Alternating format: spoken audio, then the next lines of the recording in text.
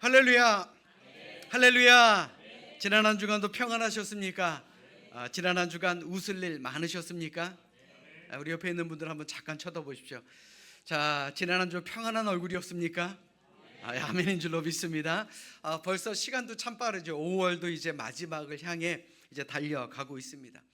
그런데 지나온 5달을 한번 생각해 보십시오. 지금까지 우리에게 늘 좋은 날들만 있었던가요? 그렇지 않았던 것 같습니다. 여러 가지 삶의 무게, 또 건강의 어려움, 또 근심 걱정할 만한 일들로 인해서 이 가정의 달이라는 말이 무색할 만큼 우리는 참으로 힘겹고 어려운 시대를, 또한 어려운 한 달을 보낸 것 같습니다.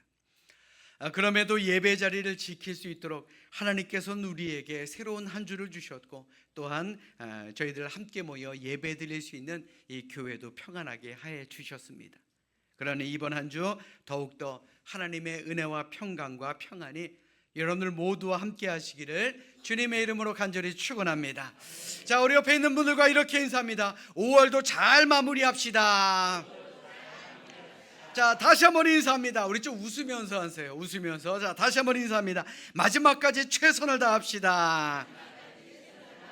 맞습니다. 마지막에 웃는 사람이 승자라 그랬습니다. 우리 마지막까지 최선 다하셔서 이번 한 주 더욱더 큰 희망 속에 살아가시기를 주님의 이름으로 축원합니다.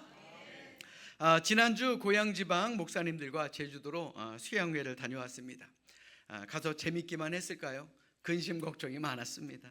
새벽을 전도사님께 맡겼고, 또 수요 예배를 원로 목사님께 맡기고 출발했는데, 혹시나 새벽 기도나 예배에 어려움이 생기지는 않을까 걱정이 많았습니다. 그런데 모든 기도회, 또 모든 예배가 은혜 가운데 잘 진행됐습니다. 앞으로 자주 맡겨도 되겠구나라는 그런 생각이 들 정도였습니다. 그런데 그렇다고요, 자주 교회를 비우겠다라는 말 아닙니다. 제가 이번 수양회를 다녀와 보니까 담임 목사는요, 교회에 있어야 가장 큰 힘을 얻는다라는 것 저는 많이 깨닫고 왔습니다. 뭐 담임 목사뿐입니까? 하나님의 사람인 여러분들도 마찬가지지요. 힘겹고 어려운 세상 속에서 우리가 힘을 얻을 수 있는 곳이 어디입니까? 바로 하나님의 품입니다. 하나님의 말씀을 들을 수 있는 교회입니다. 우리 다시 한번 우리 이러한 복된 소식을 기억하시기를 우리 주님의 이름으로 간절히 부탁드립니다. 자, 오늘도 하나님께서는 우리 모두에게 새로운 힘을 내게 만드시고자 여러분들 이 예배의 자리로 초대하셨습니다. 우리 그런 하나님께 감사하는 마음으로 우리 성경을 높이 드시고 우리의 믿음을 고백하겠습니다. 자, 우리 큰 소리로 고백하십니다. 저는 예수 믿어 구원받았습니다. 저는 예수 믿어 하나님 자녀 되었습니다. 저는 예수 믿어 천국 백성 되었습니다. 하나님께서 선물로 주신 오늘 하나님 말씀으로 가르침을 받습니다. 눈을 열어 죄법 안에 있는 놀라운 진리를 보고 깨닫게 하소서. 아멘으로 순종하여 하나님께 영광 돌리는 삶이 되게 하소서. 아멘. 그런 복된 삶을 살아가시기를 주님의 이름으로 축원합니다. 여러분들은 건강을 자신하며 사십니까? 나는 늘 건강해, 그러고 사십니까? 평소 건강에 자신 있던 한 사람이 의사를 찾아가 내가 100살까지 살 수 있느냐를 물었습니다. 그러자 의사 선생님은 글쎄요, 혹시 술 담배 하십니까? 아니요, 입에도 안 됩니다. 그러면 혹시 특별 활동이나 봉사 활동 아니면 특별한 취미를 좀 가지고 계신가요? 제가 별로 그런 거 좋아하지 않아서 저는 하지 않습니다. 그러면 운동은 하시나요? 아니요, 저는 땀 흘리는 게 별로라 운동 안 합니다. 이분의 말을 듣고 있던 의사 선생님이 이렇게 말씀합니다. 아니, 환자분, 그러면 뭐 하려고 100세까지 사십니까? 살 이유가 없지 않습니까? 그때까지 살아서 뭐 하시려고 그렇게 열심히 사십니까? 라고 말입니다. 육신의 나이가 어리거나 혹은 많을지라도 결국 어떻게 살아가느냐, 이것이 중요한 것 아니겠습니까? 오래 사는 것보다요, 얼마나 확실하게 살아가느냐, 얼마나 즐겁게 살아가느냐, 얼마나 행복하게 살아가느냐, 그것이 더 중요한 것 아니겠습니까? 자, 우리 스스로에게 한번 물어봅시다. 과연 나는 내 영혼의 나이가 몇 살인가 말입니다. 우리가 성경 속에 기록된 여러 인물들, 특별히 믿음의 인물들을 보면요, 이 나이라고 하는 것이 그닥 중요하지 않다라는 것을 우리는 알게 됩니다. 그들은 나이보다 더 중요한 게 있었습니다. 바로 영적 젊음이었다라는 겁니다. 아브라함은 75세에 하나님의 부르심을 받았습니다. 그리고 100세의 아들을 얻었고요. 그리고 믿음의 조상으로 힘차게 살았습니다. 모세는 120살이 되어 죽음을 맞이했지만 그때까지도 그의 눈이 여전히 밝았고 기력은 정정했다라고 성경은 증거하고 있습니다. 갈렙도 한번 생각해 봅시다. 85세의 나이에 가장 힘이 센 거인들이 사는 헤브론 산지를 내게 주시옵소서라고 간청하며 그곳을 가서 점령했던 사람입니다. 다니엘이 사자굴에 들어간 나이가 몇 살인지 아십니까? 80세가 넘었을 때의 일입니다. 사도 요한 역시도 90세의 노인이었지만 그가 밤모섬에 유배되어 그곳에서 그는 요한계시록을 기록했습니다. 이 모든 것이 영적으로 젊은 사람들의 특징이다라는 겁니다. 고린도후서 4장 16절은 이렇게 말씀합니다. 그러므로 우리가 낙심하지 아니하노니 우리의 겉사람은 낡아지나 우리의 속사람은 날로 새로워지도다. 아멘. 여러분들의 속사람도 날로 새로워지시기를 주님의 이름으로 축원합니다. 그런데 안타깝게도요, 현 시대는 의술과 성형술이 발달해서 겉사람의 모습은 점점 새로워집니다. 그 나이가 그 나이로 안 보여요. 그런데 속사람은요, 갈수록 낡아지는 것처럼 보일 때가 참으로 많습니다. 그 이유가 무엇일까를 생각해 보면 분명한 이유가 있다라는 겁니다. 그 첫 번째 이유는요, 바로 현실이 너무 크게 보이기 때문입니다. 지금 내 삶에 당면한 삶의 문제들, 여러 가지 삶의 문제들이 너무 크게 보이다 보니까 그 문제에 가려져 정작 하나님을 보지 않게 되니 우리의 믿음이 힘을 잃고 지쳐가게 되더라라는 겁니다. 두 번째는요, 삶의 피로가 갈수록 더해지기 때문이라고 합니다. 낮에도 바쁜데 밤에도 바쁩니다. 시대가 변했어요. 저도 그렇기는 한데 피곤해도요, 이 스마트폰을 놓칠 못하겠더라고요. 즉 몸이 지치면 영혼의 문제에도 열심을 내기가 참 쉽지 않다라는 겁니다. 세 번째는 말씀과 기도의 시간이 줄었기 때문입니다. 육체도 충전이 필요하고 영혼도 충전이 필요하죠. 우리의 영적 배터리를 충전하는 것이 무엇입니까? 바로 말씀과 기도입니다. 말씀과 기도로 말미암아 우리의 영적인 활력이 충전이 되어야 한다라는 겁니다. 여러분들 스스로에게 한번 물어보십시오. 과연 나는 얼마나 하나님의 말씀을 가까이 하고 나는 과연 얼마나 열심히 기도에 최선을 다하고 살아가고 있는가? 대답은 스스로에게 하십시오. 그리고 마지막 네 번째는 비교와 열등감이 우리의 믿음을 무너뜨리기 때문에 그렇습니다. SNS 발달로 성공과 과시가 넘쳐나는 시대입니다. 그러다 보니 상대적으로 이런 생각이 듭니다.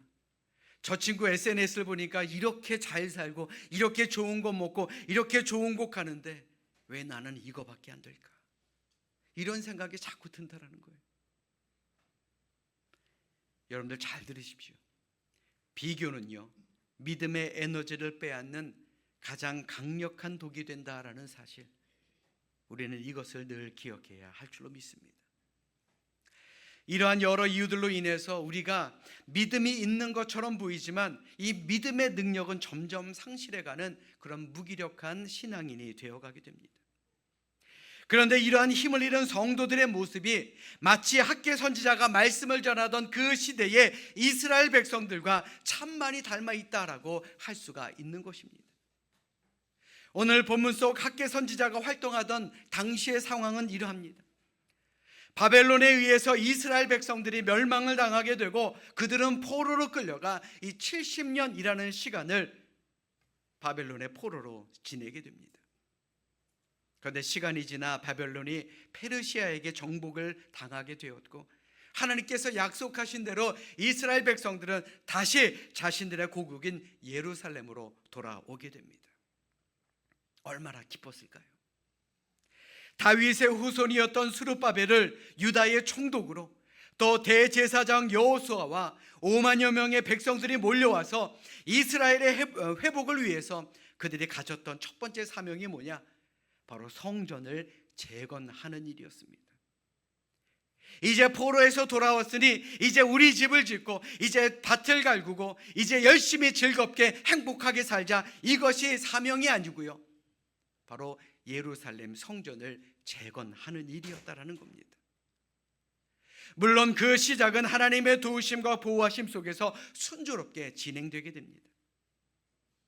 그런데 하나님의 일에는 반드시 사단의 방해가 있게 되지요. 남과 북으로 나뉘어 오랜 세월이 지났지만 같은 민족이었던 사마리아인들이 그들의 성전 건축을 방해한 것입니다. 페르시아 왕에게 이스라엘 백성들이 성전을 지으면 반드시 저들은 반역하게 될 것이다 라고 거짓 고발을 하면서 주춧돌만 겨우 올려놓고 16년이라는 시간 동안 성전 재건의 공사가 중단된 것입니다. 처음에 시작할 때를 한번 생각해 보십시오. 얼마나 힘이 났겠습니까? 이제 됐다, 이제 회복할 수 있다. 그런데 주춧돌 올려놓고 16년 동안 그들은 공사를 중단하게 된 겁니다. 이 얼마나 힘 빠지는 일이겠습니까? 그러다 보니 학개 선지자가 본 것은 단지 무너진 성전이 아니라 이스라엘 백성들의 무너진 믿음, 무너진 마음이었다라는 겁니다. 당장 먹고 살기도 힘든데 성전 재건을 위해서 내가 시간을 들이고 물질을 들이고 몸을 들여야 하는 것, 이것이 부담으로 느껴지는 것이 어찌 보면 당연한 일 아니겠습니까? 결국 16년 동안 그냥 그렇게 살았듯이 그냥 하나님 마음으로만 믿고 살면 안 되겠습니까? 이런 생각에 빠지게 된 것입니다. 심지어 총독인 스룹바벨도, 대제사장 여호수아도 그만 힘이 빠지게 되었다라는 것이죠. 이런 상태에 놓여있던 이스라엘 백성들에게 하나님께서 학개 선지자를 보내서 하신 말씀이 무엇입니까? 복잡한 말이 아니었습니다. 여러 가지 말이 아니었습니다. 다른 것이 없습니다. 힘을 내라였습니다. 힘을 내라. 오늘 본문 4절의 말씀 우리 자막으로 준비했으니 같이 읽도록 하겠습니다. 함께 읽습니다. 시작. 그러나 여호와가 이르노라, 스룹바벨아 스스로 굳세게 할지어다. 여호사닥의 아들 대제사장 여호수아야 스스로 굳세게 할지어다. 여호와의 말이니라. 이 땅 모든 백성아 스스로 굳세게 하여 일할지어다. 내가 너희와 함께 하노라.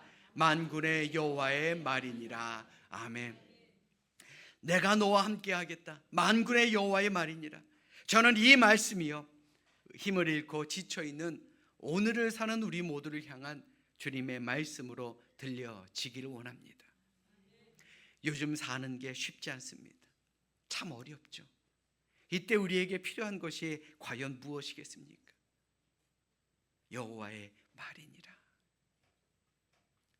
참으로 놀라운 것은요, 이 하나님의 격려의 말씀을 믿음으로 받은 이스라엘 백성들은 그 16년 동안 중단되었던 성전 재건 공사를 단 4년 만에 완공할 수 있었다라는 것입니다. 사랑하는 여러분, 하나님이 주시는 힘이 오늘을 사는 우리에게도 필요합니다. 갈수록 믿음 지키며 살아가기가 참 힘든 세상, 그런 세상을 우리가 살아가고 있지 않습니까?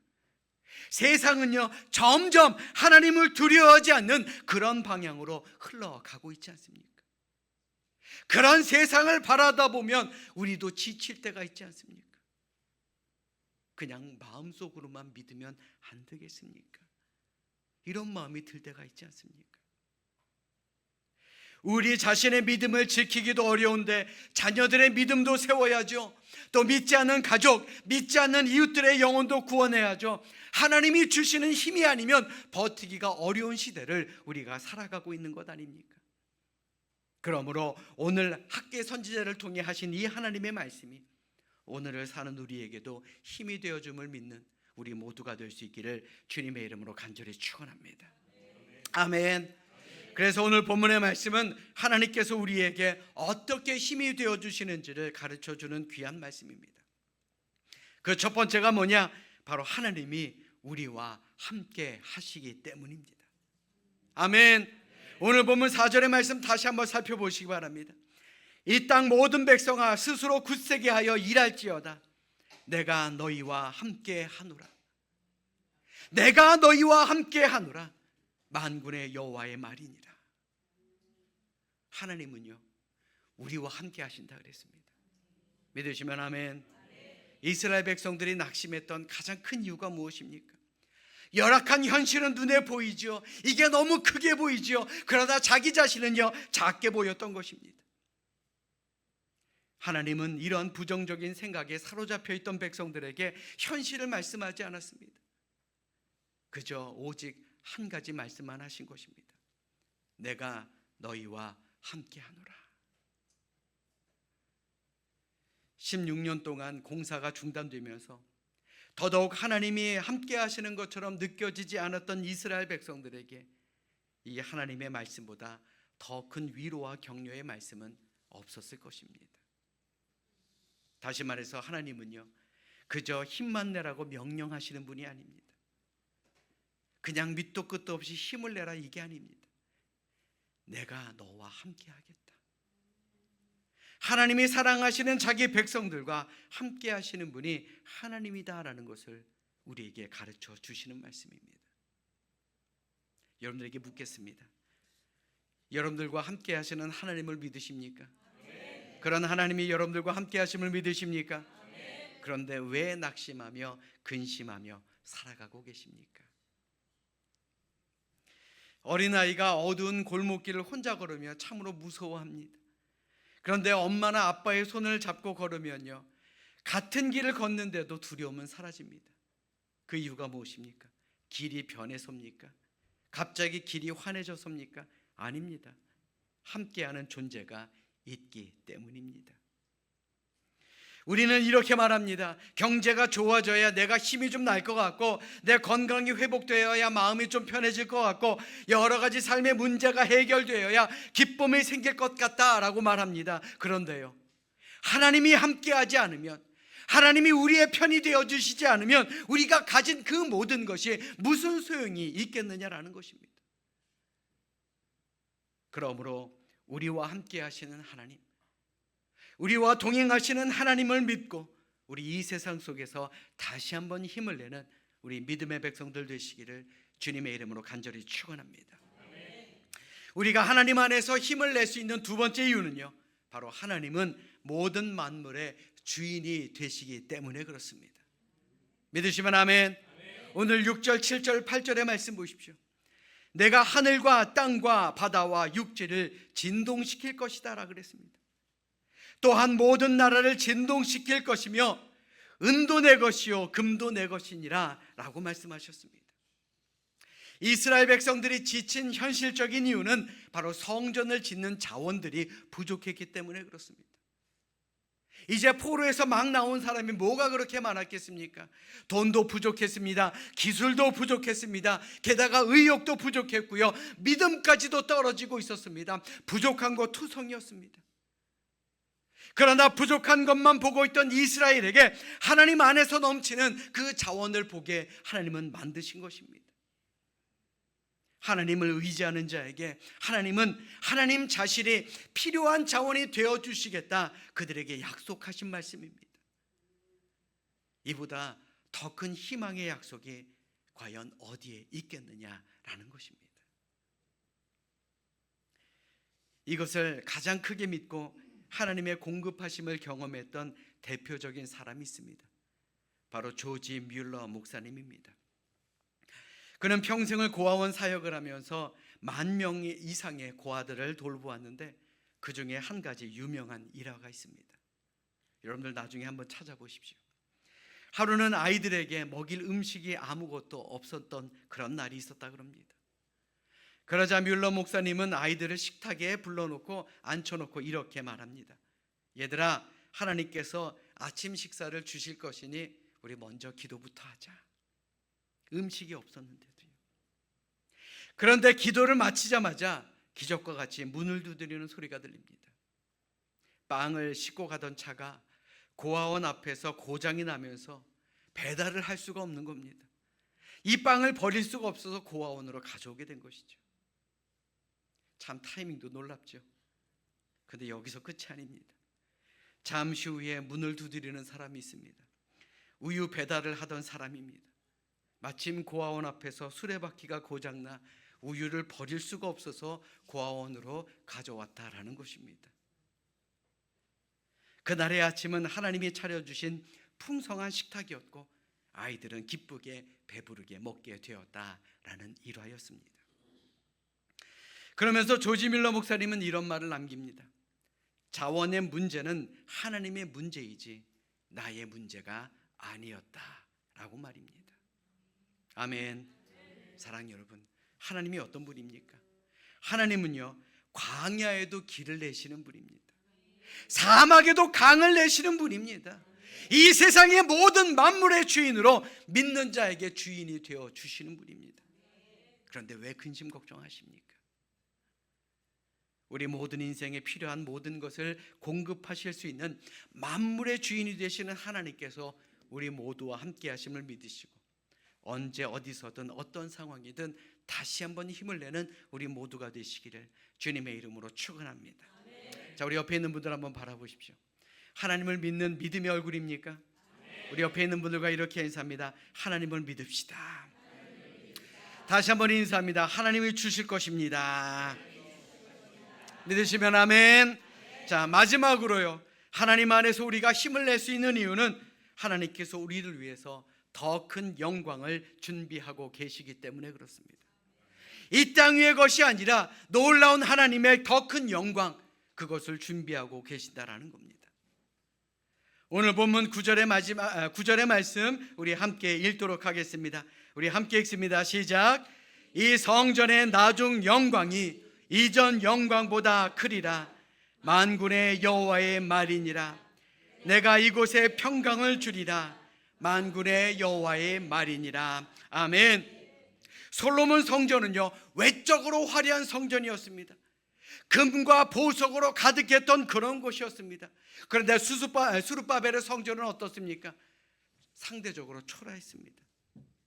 그런데 겉으로는 초라했을지는 몰라도 그 성전에 나중에 예수님께서 직접 들어오시게 됩니다. 그리고 그 성전을 예수님이 직접 밟으시게 됩니다. 다시 말해 금과 은으로 장식되어야 영광스러운 성전이 아니라 주님이 함께 계시면 그곳이 영광스러운 성전이다라는 것, 우리는 이것을 늘 기억하며 살아야 할 줄로 믿습니다. 저는요, 우리 교회에도 그런 비전이 생기리라 믿습니다.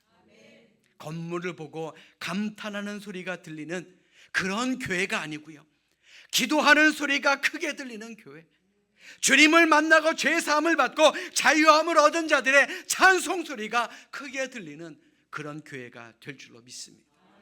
아멘. 우리 찬송가 438장 3절을 보시면요, 높은 산이 거친 들이 초막이나 궁궐이나 내 주 예수 모신 곳이 그 어디나 하늘나라 라고 고백합니다. 우리 함께 찬송하겠습니다.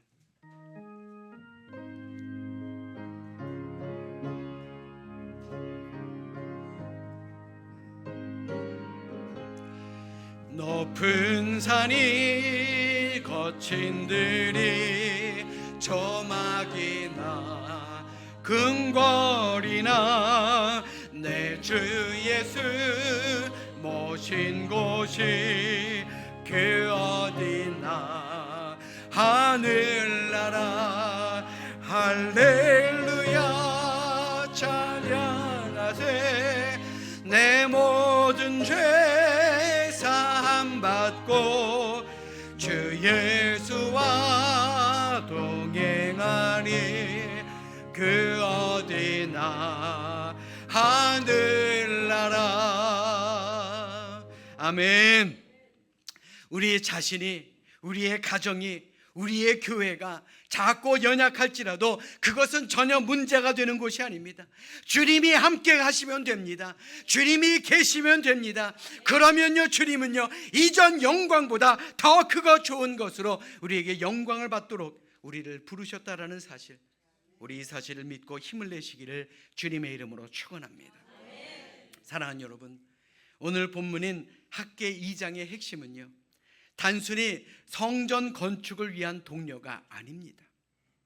언약의 하나님, 함께 하시는 하나님께서 두려워하지 말라라고 우리에게 주신 약속의 말씀입니다. 다시 말해, 하나님은 우리에게 강해져라 라고 말씀하시기 전에 먼저 말씀하시는 게 있죠. 내가 너와 함께 하겠다. 만군의 여호와의 말이니라. 이 말씀이 가장 큰 주제다라는 겁니다. 혹시 오늘 이 자리에 있는 여러분들 가운데 내가 너무 늦었네, 내가 너무 지쳤다, 내 인생 이미 무너졌다 라고 생각하시는 분들 계십니까? 그런 분들에게 하나님은 오늘도 말씀하십니다. 내가 너와 함께 하노라. 아멘. 그 하나님의 말씀을 붙드시고 우리 다시 한번 일어나는 우리 모두가 되시기를 주님의 이름으로 축원합니다.